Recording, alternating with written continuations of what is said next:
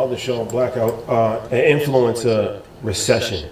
I definitely feel like it's not over. Yeah. But I feel like if COVID was boom time for influencers and podcasts, everybody was just content because everybody's consuming content because there was nothing else to do. Yeah. So True. But now everybody's back outside, and there has been, I think, too much content being produced, Yeah. right? Because it's kind of lost its.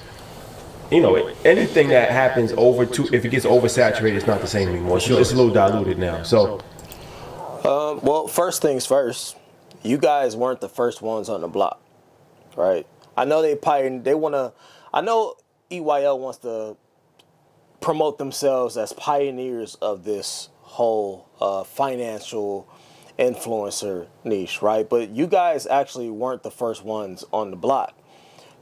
That's number one. Number two, it's not an influencer recession. There are more influencers popping up on whether it's TikTok, YouTube, or Instagram every single day. Every single day, somebody else is throwing their hat into the influencer game, right? What happens is the longevity of creators ain't worth a damn.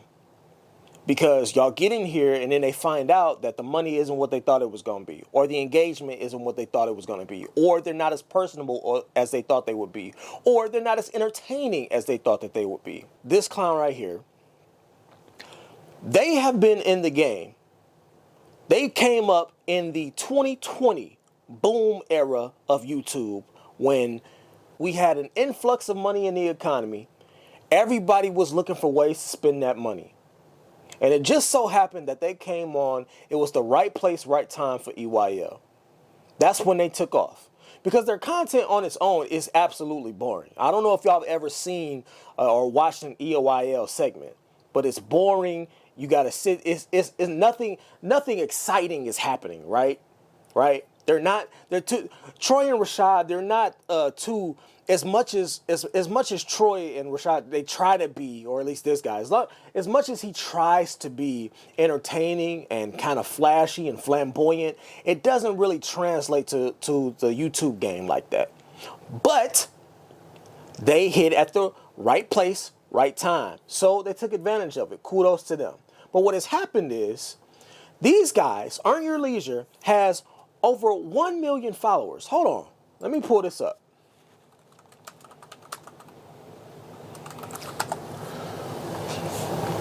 Let me pull this up to show you. Because there's no reason why these guys should be suffering with monetarily from views. But look at this. They have 1.5 million followers. Yet, if you go to their views on their channel and you look at their history and their recent views, their recent videos rather, they're not getting many views. Hold on. That's all their highest rated stuff. Let me go to their actual views. Let me go to their actual channel. Yes, yes. Hey, shut the hell up. So if you go to their actual videos, look at this. 375 views. 2 hours ago this was produced. And these guys only have 375 views. This is a 1 million subscriber mark channel, y'all. 1.4 thousand followers on a video they did a day ago. 9.2K followers that they did 2 days ago. 1.5 video views that they did on a video 2 days ago. Like, these views are very average. But for them, for a channel that has over 1 million followers, it means that you have nearly no active engagement, right? But what has happened is they're seeing that they're not getting much money from views, right? From ad revenue, because they ain't getting no views. You can't collect money on ad revenue if you ain't getting no views. Here's another thing that's happened with the YouTube space anyway. I don't think people understand that in times of a recession, when the world is going through a global recession financially, one of the first things to go is marketing. Whoa, crazy concept, right? One of the first things to go is marketing. Your marketing budget goes down. What does that mean? It means that your advertisement and things that you would normally pay for, your ad placement in YouTube videos is going to go down because your budget has decreased. Why? Because you're looking to hedge against the cost of inflation in a recessionary economy. It's not rocket science. So what's happening here? This don't take a genius to figure out. When the economy had money, everybody was out here flossing. Everybody was out here spending money on chains. Everybody, y'all took that little $1,200 and y'all went and bought some Balenciaga or whatever else that y'all bought. When everybody was up, cool. That means that the YouTube niche market was up. That means that y'all was up. Characters like EYL was up. Why? Because niggas had money to throw at these little courses. But guess what? Now they ain't got the money. I guess what y'all was selling, I guess the product that y'all was selling really wasn't worth a damn, now was it? I guess the product that y'all was selling really didn't bring up really didn't boost the black dollar like y'all thought it was, right? Because if it had, we wouldn't be seeing a recession in the black economy because y'all here, the saviors of the black fucking economy. The saviors are here. So there's no reason why we should not be seeing an increase in dollar spending, an increase in course buying, an increase in viewership on YouTube from the black community, right? Because according to y'all changed the game. But what happens is, here's the reality of the situation. Y'all get on YouTube, y'all blew up. Cool. Y'all been on the Joe Budden podcast. Cool. Y'all been in every other talking space and on every other talking head show around America. Cool. Now, what did you do with that? EYL has to learn how to do what? You got to change up the fucking game. You got to pivot. You got to do something different. Every single week, it's the same thing with them. It's just like Graham Stephan, except Graham is still getting millions of views.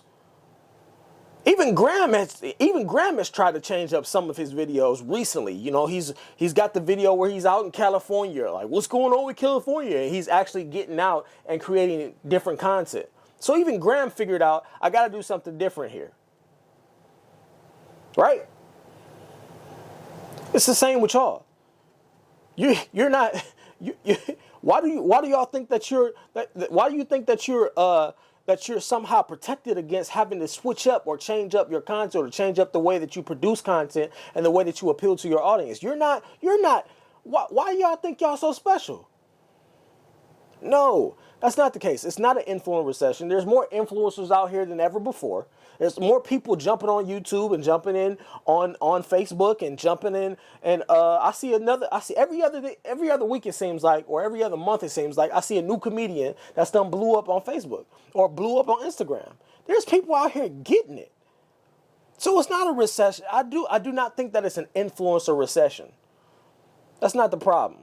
There's a monetary problem. People got bigger things to worry about than coming to watch you dick off for an hour and a half talking about some bullshit that you talked about last week. We got bigger problems out here. Niggas can't pay rent. Niggas got to find out how to hide their Hellcats. That's what's really happening. That's what's happening. So I think, listen, this is for anybody that want to make it on YouTube. Find out the reason you want to do YouTube. Find out the reason that you want to do YouTube. Once you find that reason, whatever it is, it's got to turn into a passion. If it's not a passion for you, you're going to get bored, for one. You're going to be unenthused, for two. You're going to lose the passion or the energy to get up and perform or do this every single day because you're not seeing the return that you thought you would. You got to find the reason you do YouTube. You got to find the reason that you put together videos. You got to find the reason that you do this shit. And once you find that reason, hold on to it. Hold on to it. Because if you don't, Rashad looks absolutely defeated in this video. His whole entire demeanor is, I don't know whether he's trying to be cool with the fucking glasses on or what. But otherwise, he looks absolutely deflated and defeated. You can't tell me that their viewership isn't suffering. I see the numbers right here. 2.4, 1.2, 3K. On a channel that has over 1 million followers, they're deflated. They're seeing it now that they got to make a change. Y'all just had InvestFest. Why y'all don't have none of that on y'all channel? Y'all need to go get with somebody that know what they're doing. That's what happened. That's what needs to happen. Put some of that money that y'all claimed that y'all was making, all this money, put some of that money into the budget for figuring out how to create better content, how to be more entertaining. Use some of that money for that instead of buying them stupid ass glasses that you got on your face. That's what y'all need to do. But until you do that, and until you pivot, and until you make some type of change in your content, you still gonna get low views. It's gonna happen. Why? Because nobody's concerned about the stock market right now, especially a bunch of broke people, and the broke is probably one of the brokest communities across America, which is black people. How you gonna talk to them about getting their money up and they ain't got none to start with? You talking about stocks and investing in stocks and they ain't got no fucking money, and I gotta worry about my rent, sir. What are you talking about? I'm not looking to invest in Apple or Tesla or Nvidia when I gotta worry about how I'm gonna pay this rent. So that's what's happening. Let's see what else you gotta say. I feel like it's going to be a rough time for like the next probably 2 years. But then I feel like it'll pick back up. But the cream of the top, the cream of the crop, if you could survive the drought, then you become an authority in the space. And now, when everybody else is gone, there's only going to be a few that are really leading the charge. It's about what you're doing, right? Like, why did you start it? Yeah. The why is the most important. The only thing that matters. Right? Like, why did you do it? So a lot of people that came into it, they wanted to market themselves. They want, like, I'm going to make money inside the space. Like they y'all. weren't consistent when they didn't see the money. Yeah. Right? And they didn't see that their brand was growing. Yeah. Or they were trying to make themselves grow without having a brand. It's different when you see us, right? We were shot in Troy, but when you walk outside, it's like, that's Earn Your Leisure. Yeah. So the brand grows. Yes. Right? When most people don't come in with that mindset, you see them later on because they don't have to be consistent. I'll go back to doing this. I'll go back to doing that. And it's like, nah, why'd you come here? Yeah. Why'd you want to have a conversation? Why did you want to add a voice to this industry? Yeah. It's interesting that he says that because I actually agree with him. But I also think that if Earn Your Leisure hadn't blown up in 2020, 2021, that they would have went back to whatever it was that they was doing before YouTube. That's what I think. That's what I think.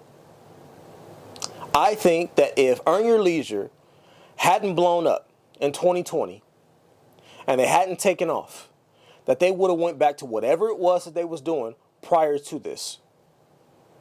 So it's interesting that he says that. I mean, I do agree with him that you got to find a reason why your passion, basically, is what I said before, your passion.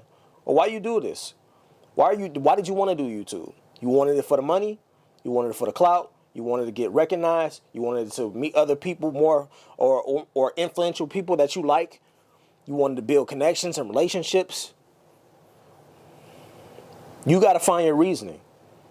Some of y'all reasons for getting started on this journey, it's just pathetic, or it's not good enough, or it's not sustainable.